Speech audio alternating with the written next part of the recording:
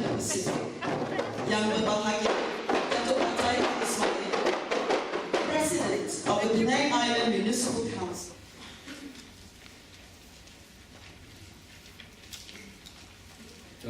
Yang Berhormat Professor Dr. P. Ramasamy, the Deputy Chief Minister 2, representing the Right Honourable Chief Minister of Penang, Honourable Madam Chong Ing, the State Executive Councillor for Youth, Sports, Women, Family and Community Development, Ms. Roberta Clark, Regional Director, UN Women Regional Office for Asia and the Pacific,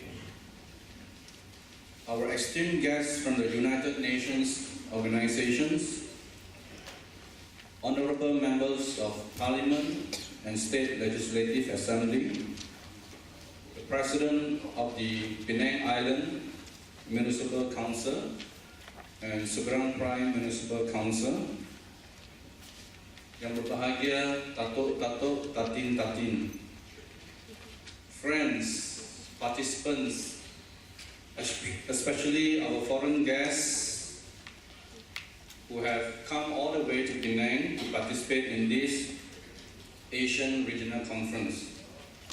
We have participants from 16 countries. Welcome to Malaysia and Penang.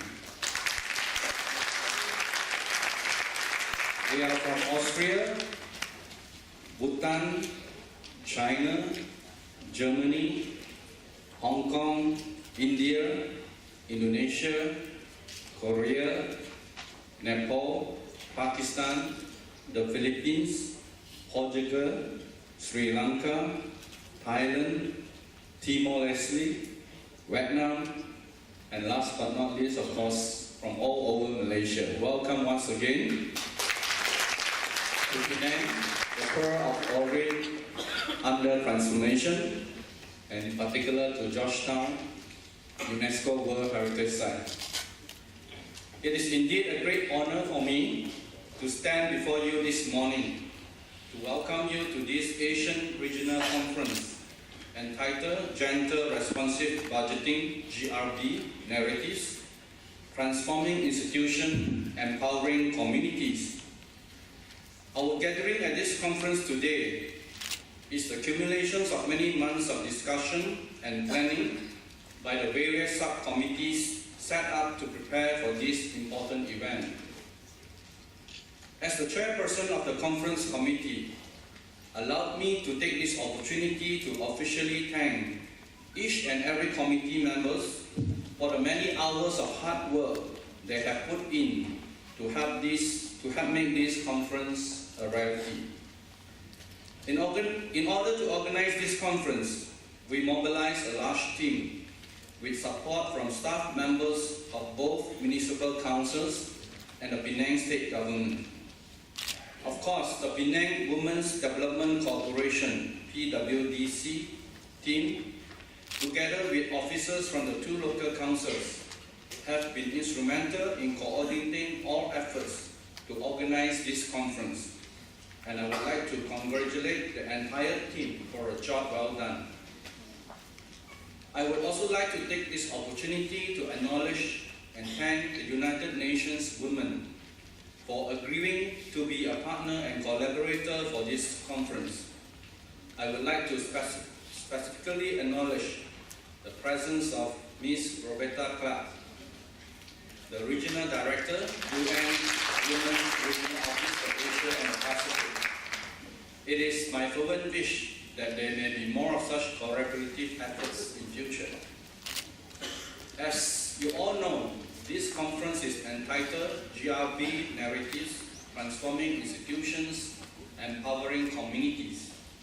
Over the next 2 days, as we listen to the narratives and engage with each other in meaningful conversations, I am fully confident that each one of us will have a wonderful opportunity to learn, understand, realize, and appreciate the deep meaning that each of the following words carry: gentle, transformation, institutions, empowerment, being responsive, budgeting, and working with communities. They are all singularly significant and when combined form key issues that we need to discuss and deliberate on. I'm very happy to note that we have invited gender specialists and participatory budgeting experts from countries around the world. We are indeed fortunate and grateful to have conference speakers from various countries, from Germany, Portugal, Austria, Korea, Indonesia, India, Nepal, and the Philippines.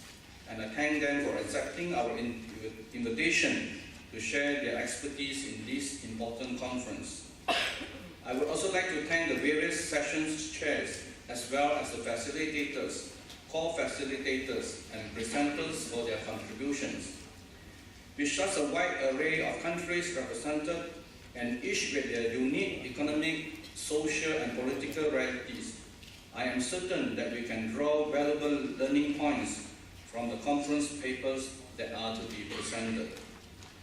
Hence, together with the other team members, we look forward to picking up the many lessons to be learned and hopefully avoid the many pitfalls that line the path of nations and communities that embark on the GRB journey.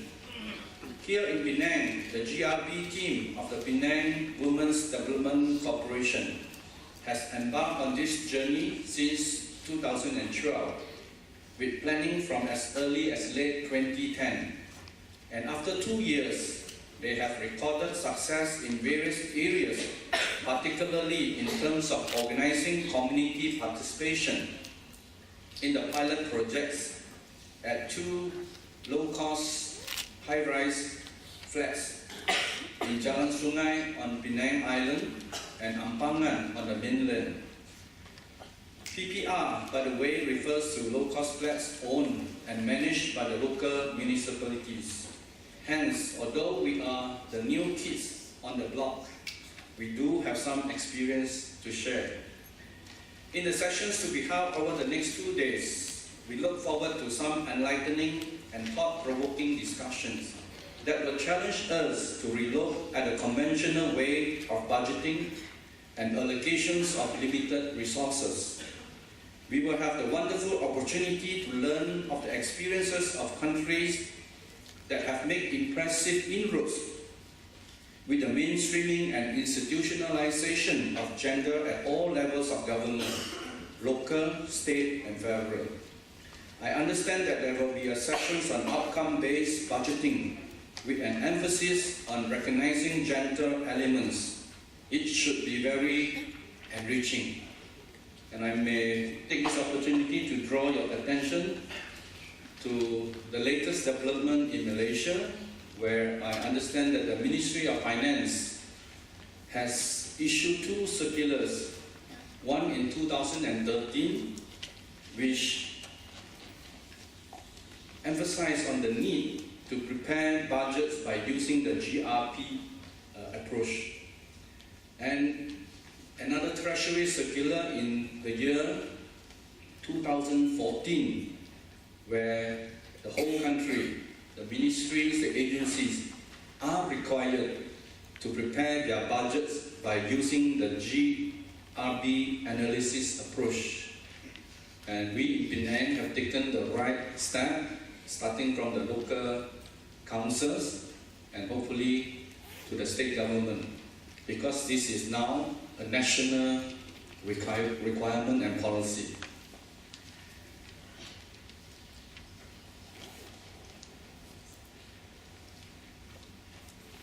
It will also be most interesting to hear the diverse views and experience of different GRB specialists and their critical reflections on this matter. I understand that some of the sessions will focus on the success stories and challenges of GRB, while other sessions will discuss participatory budgeting in countries around the world. This leads me to highlight what may be considered unique about the Penang GRB journey, which is a conscious attempt to integrate GRB with participatory approach. In fact, I believe the existing GRB team in Penang is now rather fond of using the term Gender Responsive Participatory Budgeting, GRPB. At this point, allow me to quote Dr. Regina Frey from Germany, wherein she has argued, participative budgeting is not automatically gender just, and gender responsive budgeting is not automatically participatory. The challenge then is to interlink participation and gender equality. Herein lies the key challenge of all of us. To enjoy success in the GRP journey, all the respective stakeholders must commit and fully participate.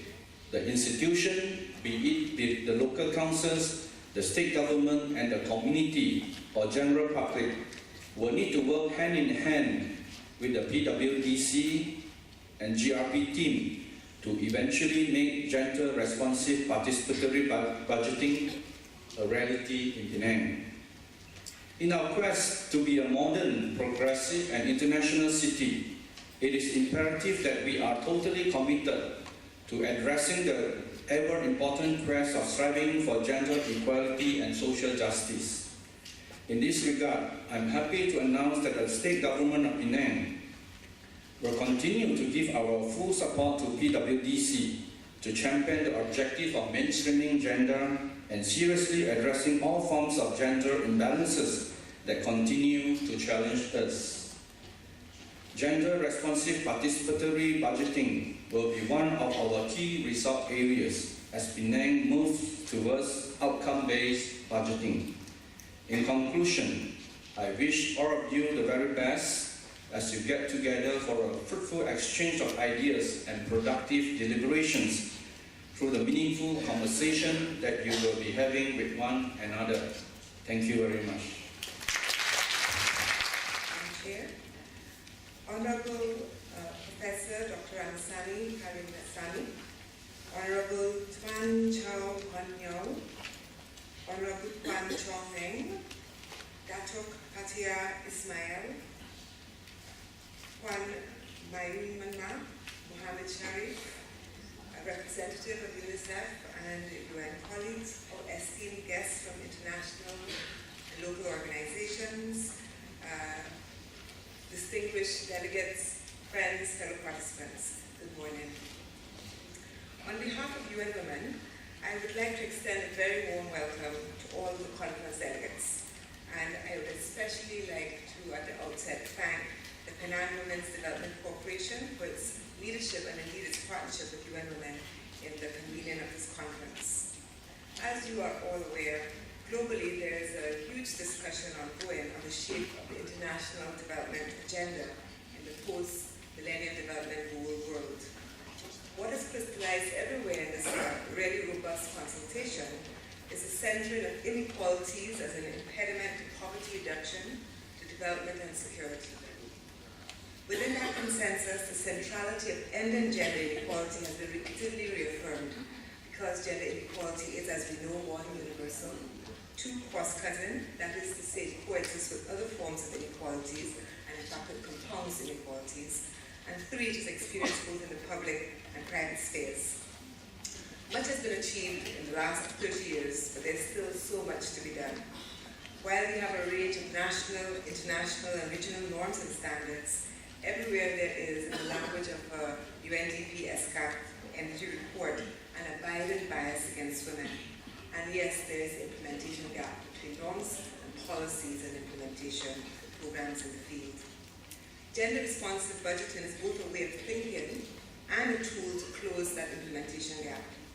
When done with consistency, gender-responsive budgeting reminds us and guides us to be intentional, to be mindful, to be explicit about using resources controlled by the state to meet the needs of the whole population, understanding differential roles, responsibilities, vulnerabilities, and yes, exclusions. So gender-responsive budgeting has been applied by a few dozen developed countries since the 1980s. And while the outcomes can be difficult to capture, and I think you'll be discussing that in the next 2 days, research suggests that positive outcomes include: one, better dynamics for gender equality in budget processes. That is, awareness, capacities, and data related to gender equality have often been increased, and importantly, budget transparency accountability and participation improved. And secondly, we've had improved gender outcomes in budgets, policies, and service delivery. This conference then comes when the GRB work in the region is at a critical juncture. Several countries have initiated work on GRB, and we see policies and executive orders, such as we just heard, endorsing gender-responsive budgeting, gender-responsive participatory budgeting. We have seen capacity building exercises with key stakeholders undertaken, and we've seen GRB committees and focal points appointed. Countries, though, are now trying to figure out which direction the GRB work should take. What is the roadmap ahead? How do we move from processes to results that bring change in the lives of men, women, boys, and girls? And hence, I hope that we collectively learn in this conference will help shape future course of the GRB work in Asia. The GRB work, though, still in nascent state in many countries in the region, has made important contributions to the gender equality agenda in Asia. GRB has emerged as a key strategy to ensure that some of the most critical policy instruments and spaces of governance, such as national plans, policies and budgets, are scrutinized and improved from a gender perspective and contribute to the vision of achieving not just gender justice, but indeed social justice. Gender-responsive budgeting, when done with fidelity, should increase citizen-state engagement. But has it in fact done this? Or is it still a technical exercise intelligible only to a few? Has GRB strengthened the citizen-state engagement? Has it helped open up or strengthen democratic spaces? And the reason I ask this question, we know within UN Women ask this question, is because the parameters on which GRB is usually assessed, so on the question of better outlays and outcomes for women. But I would like to suggest that GRB work has to be strengthened, and has to be strengthened to address accountability of governments to its people. So it's more than just strengthening outlays and outcomes, but also strengthening accountability. The other two important questions that we should ask, and I was happy to see this conference framing these as central questions, are one, whether a GRB has transformed institutions and whether it has empowered communities. The answers to these questions, I think, is quite complex. In fact, interplay of several factors will determine these answers, such as the location of responsibility and the drivers of GRB, very important. Is the driver within the Ministry of Finance, within the Ministry of Gender Equality? What is the driver? And the drivers have the capacity to push the process forward. What are the incentives for government actors to move towards results? What is the institutional space created for citizen engagement? These are questions which you will have to examine as you proceed over the next 2 days. After working on GRB in about 65 countries, UN Women has learned much. We know that gender-responsive budgeting works best where there's political will and leadership by both governments and development partners. We know that strong technical capacity within governments is important. We know that systems for tracking financing for gender equality must be in place. And most importantly, supporting women's participation in planning and budgeting is important for ensuring state accountability. But perhaps, most importantly, for gender-responsive budgeting to move forward, gender equality issues must be linked to other structural inequalities. So transformative, we must address all inequalities and understand the intersectionalities. We need, I think, to take GRB out of the domain of technicalities to a transformative space, and I very much like the title of the conference. We need to understand that gender-responsive budgeting is a mechanism for redistribution. It is a power struggle over what and who matters. It is a fight for finite resources in a world too long comfortable with extreme inequalities.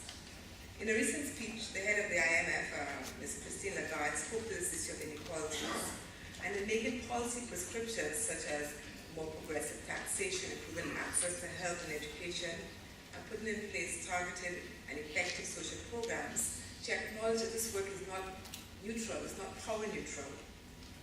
It's not a win-win policy space. In her language, such policies are hard to design because they create winners and losers. They create resistance. Most important, she says, this requires courage. And it is precisely for this reason that we admire the work that has been done in Penang on GRB.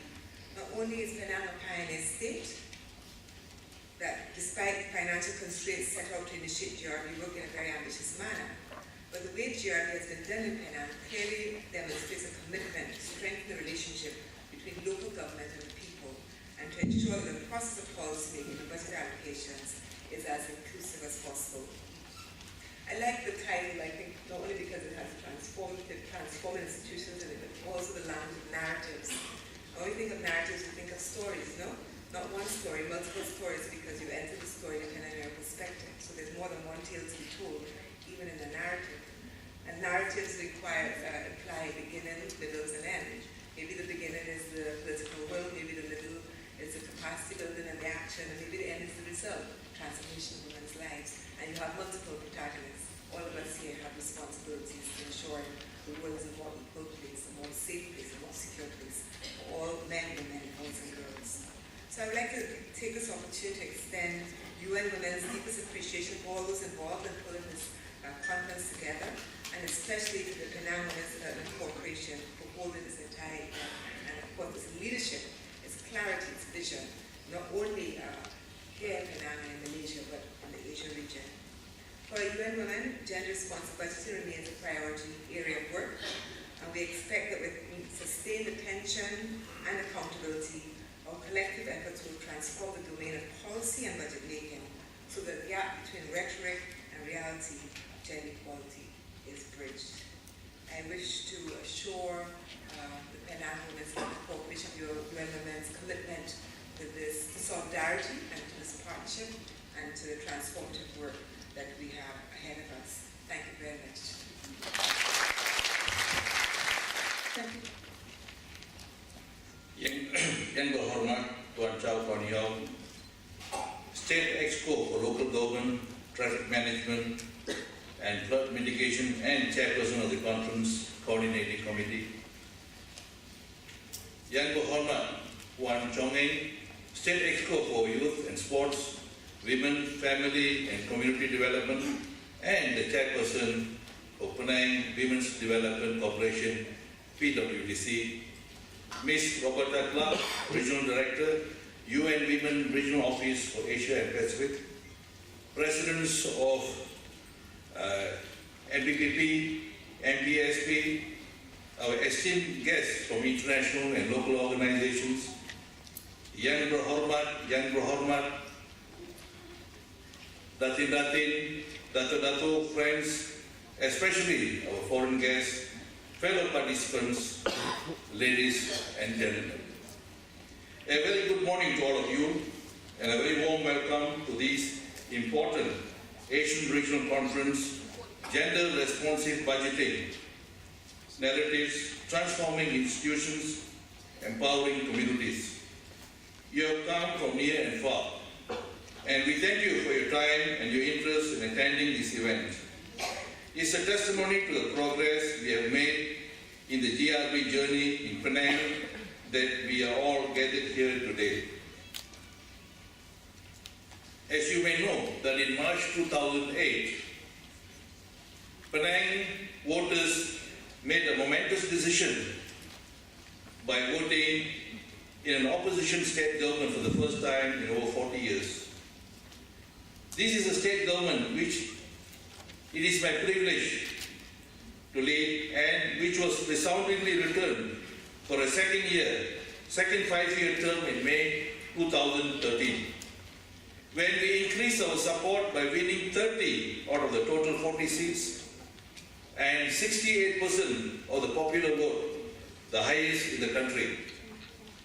We had been elected on the basis of a dream of Malaysia for all Malaysians, where democracy, good governance, clean leadership, economic prosperity, and socio-economic justice flourish. We set out the basis for this dream, introducing immediately the CAT principles of government, competency, accountability, and transparency, and we established our commitment to make Penang an intelligent and international city, which included committing to good governance and to gender and social justice. Of course, for the state government like Penang, we have limited budget and limited scope of jurisdiction. But limitations are there to be overcome, In our case, one of the first things we set about doing in order to make the most of our limited resources was to get our state finances under control. I know that budgeting is a key word in your conference focus, at least in our everyday government of Penang. We have set about tackling wastage and other inefficiencies in the budget process and introduced procedures which were based on our principles of competency, accountability and transparency, such as open tenders for state government projects. Because of our efforts, I am happy to report that we have overseen surplus budgets every year since 2008, and indeed we had RM 114.47 million surplus in 2012, the second highest in Penang's history. This has meant a significant reduction in our state debt and considerable increase in our state's assets. We are proud of the fact that we have consistently received the highest commendation in the Auditor General's report each year. This report has singled Penang out for praise for our achievements in increasing state revenue, increasing state reserves, and in implementing clean processes. Getting our budget under control, not the least by connecting the budget processes to principles of good governance, has been one part of our narrative, but we have done more than that. We are not content just to manage our finances prudently. We need to do wisely and effectively. We need to make sure that within the limitations which we face, our budget planning, allocations and implementation really do address the needs of our population and do help ensure that our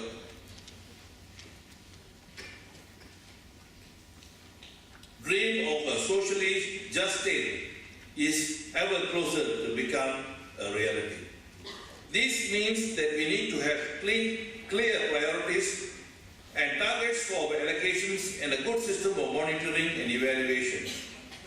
You will be aware that this has translated in many of our your regions and cities to become an outcome-based budgeting process. The implication is that those of us who are in charge of public expenditure will seek to establish clear and achievable targets and be more aware of the impact of these expenditures. Malaysia is also exploring how we can best introduce this sort of budgeting. The Federal Ministry of Finance, which I think was commented on by Saudara Chow, is at the point of looking at exactly how we can implement an outcome-based budgeting process across the country. This would mark a major change from the old modified budget system and is, I noticed, one of the subjects of a presentation here tomorrow. Of course, an outcome-based budget process begs the question, what outcomes do we want? For us in the Penang State Government, our policies are geared towards making Penang an international and intelligent city based on principles of good governance. And we have further broken down policy goals in our strategy document, the Penang Paradigm. This includes eliminating poverty and reducing socio-economic equality, ensuring environmental sustainability, and attracting, training, retraining, and retaining human talent. In this, we are aware of the role of the budget allocations play in helping us achieve these goals. And to help us properly target allocations and to measure the impact of these allocations, we are also very aware of the importance and relevance of the major thrust of your overall conference theme, that is, being gender responsive. When we came to power in 2008, there was considerable expectation from civil society that we would address the gender gap and deal with the issues facing women in our state. I'm glad to say that we have responded, and you will see from the video that follows, we are quick to support the setting up of an NGO, the Gender and Good Governance Society, or 3Gs. This group organized a major conference in 2010 on gender mainstreaming, which I was privileged to officiate. I would like to highlight two recommendations that resulted from the deliberations of the conference. One was that the state government should establish a fully funded state machinery to address the issues of women. And second was the gender responsive budgeting should be adopted in the state. We are proud of the phrase Penang leads, because Penang has led in so many initiatives over the years, and we try to be the model for other states. And in our story of how we responded to gender issues, this has been no different. A year after the conference in November 2011, I was pleased to announce the setting up of Penang Women's Development Corporation, PWDC, the organizer of today's conference, which was placed under the State Exco for Youth, Sports, Women, Family and Community Development, which is under YB Chongqing. We made an allocation of some 1.5 million ringgit, which represents a major commitment in our budget. In fact, no other state in the history of Malaysia has done something like this. We established what in effect was and is a state ministry for women.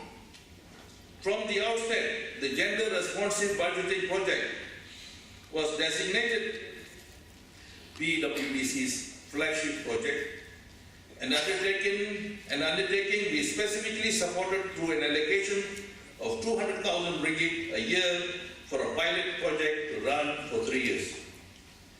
We were also very happy to see our two municipal councils, NPPP and NPSP, directly partnering this innovative project through matching budget allocation and commitment. Again, this was the first in Malaysia. Never before has there been a gender responsive budgeting initiative piloted for 3 years at the state and local government level. We are proud of that. But we knew too it was a bit of a risk. Few of us had experience in GRB, and the approach taken by GRB project here in Penang and was also challenging. We were aware of the contribution the GRE makes in helping us understand better the impact of our budget allocations by stressing the importance of sex disaggregated data collection and analysis. We are aware of the importance of not assuming that budgets are gender neutral, that women and men in different situations face different needs, and there is no one-size-fits-all magic formula. So we know the value of any tool or process that can help us better understand how budgets in effect and can affect the different needs of different people. But we still have much to learn about exactly how this works and exactly how we can use the different tools which GRB offers. I see that one of your sessions is dedicated to discussing this topic, and we look forward to hearing the results of the deliberations. You also have a session later today on community participation and empowerment. This is of great interest to us in Penang. A major component of our GRB pilot project here in Penang has been to work with communities. For example, in the two low-cost flats in PPR Ampangan and PPR Jalan Sungai, which together has resident population of 5,000. Indeed, it has been a groundbreaking initiative for any state in Malaysia, and it has a number of positive spin-offs.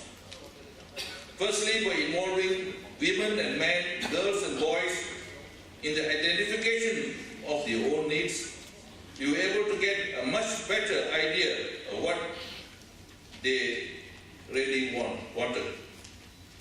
We could also understand better the different range of needs in different locations and plan better how we could respond to them. Involving women and men, girls and boys in the discussions and implementation of solutions, we have to develop and utilize our human resources effectively. In other words, this participatory aspect of GRP strengthens local democracy. It strengthens our commitment to involve people in decision-making processes. It strengthens transparency and our ability to deliver programs where they are needed and to those who need them. And it helps ensure sustainability because we are tapping into the resources, skills, ideas, and participation of Penang women and men. Since we took power,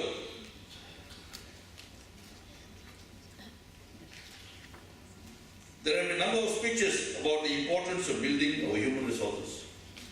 This is simply because of Penang. I'm sure it's the case for your own cities, provinces, and nations. Human resources are key to our future. If we neglect our human capital, our individual and communal talents, our many capacities, we do so at our peril.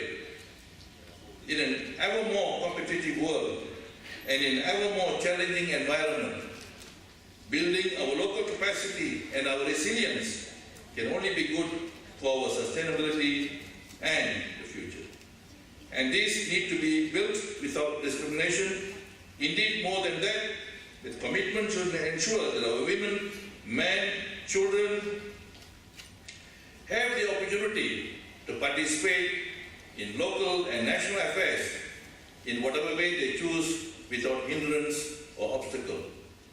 There should be no gender barriers, as there should be no barriers to participation of those with disabilities or because of ethnicity, political ideology, or religion, or any other characteristics. Our experience in GRB is that it can help us with these human aspects of development as much as it can help us with the more technical aspects of budgeting. But we need to learn more, and that is why we are so honored to be here today to have Penang as a venue for this conference and to listen and learn from your many wide and rich experiences. The next 2 days will see an important sharing of experiences and knowledge across the range of issues which GRB brings to the fore. The Penang State Government is very happy that the Penang Women's Development Corporation has taken this noble initiative to host this conference, and we are privileged to be asked to officiate this opening. We record our acknowledgement and extend a warm welcome to the conference partners, to Roberta Clark, the Regional Director, UN Women Regional Office of Asia and Pacific, our 2 YDPs and their staff, and councillors from the 2 Penang Municipal Councils, NDVP and MPSP, and to YB Chow and staff from the Penang State Government. I thank to everyone on the conference team who has worked so hard to make this happen. Together, let us continue to build a culture of governance that is open, inclusive, fair, and supportive to all, a culture of participation and readiness to innovate and take risks in order to achieve gender and social justice that is an essential basis for ambition to fulfill our Penang dream, our dream for Malaysia, the region, and the world. I commend your presence here and wish you every success in your deliberations. I'm happy to officiate this conference on behalf of the Chief Minister of Penang, Mr. Lim Guan Yin. Thank you. Thank you very much, Gender-responsive budgeting, or GRB, is a strategy to make budgets and policies gender-friendly with the aim of achieving gender equality and social justice. GRB has been adopted in over 100 countries worldwide and takes into account the different needs of different people in communities. The United Nations, UN Women, together with governments,